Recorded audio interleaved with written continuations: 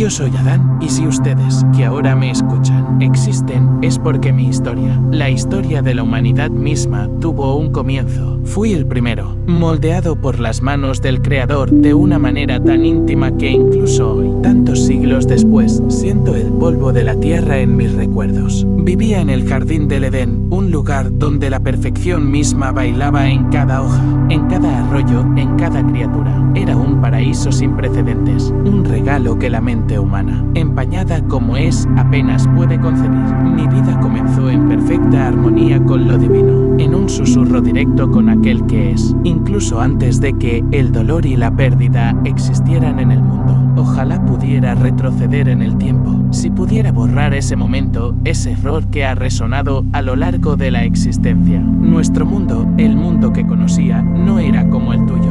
No hubo ningún grito de dolor, la sombra de la muerte, la inquietud del alma. Todo era vida, plena y abundante. El Creador, en su infinita sabiduría y amor, me dio no solo la vida, sino también la compañía que mi corazón deseaba. De mi propia costilla, Él formó a Eva, la mujer, la parte de mí que me completó. Fuimos dos en perfecta unidad, reflejando su imagen, con la inocencia de aquellos que no conocían el mal. Él nos puso en el jardín con una sola restricción. No comeríamos del fruto del árbol del conocimiento del bien y del mal. Recuerdo claramente sus palabras, una advertencia amorosa, no una imposición cruel. El día que comas de ella, seguramente morirás, dijo. La muerte para nosotros era un concepto lejano, casi inimaginable. Vivíamos en un estado de eterna juventud, sin la mancha de la enfermedad o el envejecimiento. Nuestra tarea era cuidar el jardín, dar nombres a las criaturas, disfrutar de la abundancia. Fue un tiempo de pura comunión, donde la presencia de Dios era una brisa constante, una voz familiar. Pero había otro, una criatura sutil, más astuta que todos los animales en el campo, la serpiente. La vi arrastrarse, pero nunca imaginé el veneno que sus palabras podían llevar. Ella no se dirigió a mí primero, era Eva, mi compañera, a quien debería haber protegido más celosamente que la vida misma. El tentador, disfrazado de astucia, susurraba mentiras, cuestionando la bondad del Creador, prometiendo un conocimiento que ya poseíamos, una divinidad que ya era inherente a nosotros. Recuerdo cuando el Creador me trajo a la existencia. No fue como el nacimiento de un niño, sino un despertar repentino, la vida infundida en arcilla. Sentí su aliento en mis fosas nasales y abrí mis ojos a un mundo de belleza indescriptible. Él me dio un propósito, administración sobre todo lo que había creado. Yo era su imagen, la representación de su amor y soberanía sobre la tierra. Eva, cuando la vi por primera vez, mi alma se regocijó. Esto es ahora hueso de mis huesos y carne de mi carne, declaré. Ella era el regalo perfecto, la corona de la creación, hecha para la alegría y la asociación. Nuestra justicia no fue fruto del esfuerzo, sino de la esencia misma de nuestra existencia. Fuimos puros, sin culpa, sin la más mínima noción de vergüenza.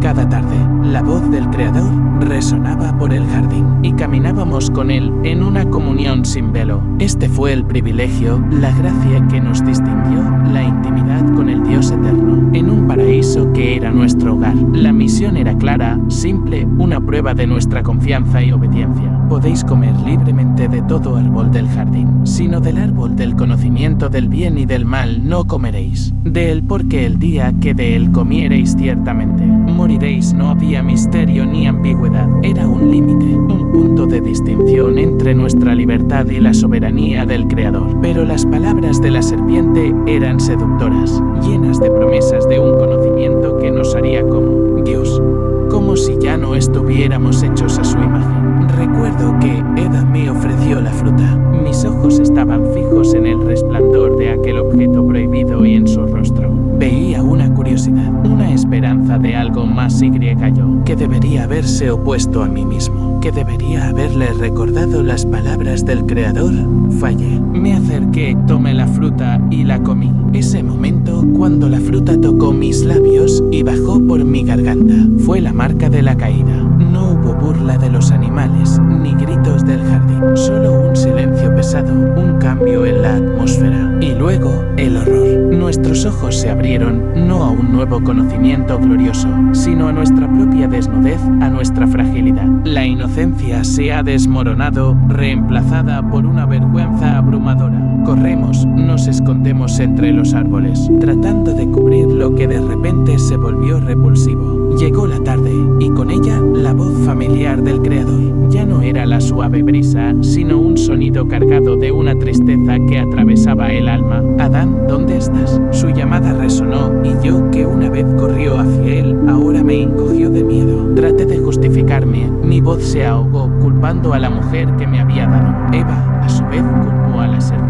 La armonía se rompió, reemplazada por la acusación y la fuga. Y luego vinieron las consecuencias. La serpiente maldijo, para arrastrarse y enemistad entre su descendencia y la nuestra, a la mujer, sufriendo en el parto y la sumisión. Para mí, la tierra maldita, el sudor y la fatiga para quitar el sustento. Y la certeza de volver al polvo de donde vine. La muerte, ese concepto distante, se ha convertido en una realidad implacable. Fuimos expulsados del jardín, de la presencia inmediata del Creador. La puerta del Edén se cerró detrás de nosotros, custodiada por querubines con una espada en llamas, para que no comamos del árbol de la vida y vivamos eternamente en nuestro estado caído. El paraíso se había perdido y el dolor del exilio nos abrazó. La vida fuera del jardín fue una lucha constante. El suelo era espinoso, el trabajo duro. El sudor en mi cara era un recordatorio diario de mi desobediencia.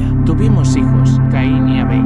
Nuestras esperanzas y temores se entrelazaron en sus destinos. Incluso en medio de la dificultad, el Creador no nos ha abandonado. Él nos vistió de pieles, un acto de misericordia que anticipó un mayor sacrificio. Había una promesa, una visión de la redención, que la simiente de la mujer aplastaría la cabeza de la serpiente. Esa era nuestra única esperanza, el hilo que nos conectaba con la gracia divina en medio de la oscuridad que nosotros mismos habíamos traído. Pero la mancha del pecado ha echado raíces en nuestros hijos. Caín, el primogénito, llevaba envidia y ira en su corazón. Recuerdo ese terrible día en que la sangre de Abel, mi hijo, gritó desde la tierra. El dolor de perder un hijo asesinado a manos del propio hermano era un sufrimiento indescriptible, un eco de la muerte espiritual que había introducido en el mundo. La tierra se volvió aún más hostil, y el mal comenzó a proliferar entre nuestros descendientes. El linaje de Caín, marcado por la violencia y la construcción de ciudades, se distanció aún más del Creador. Pero de Siete, nuestro tercer hijo, vino una nueva esperanza, una línea de fe que continuaría invocando el nombre del Señor. Mi vida fue larga, casi 1000 años. He visto generaciones nacidas y muertas, cada una con mi herencia, la herencia del pecado,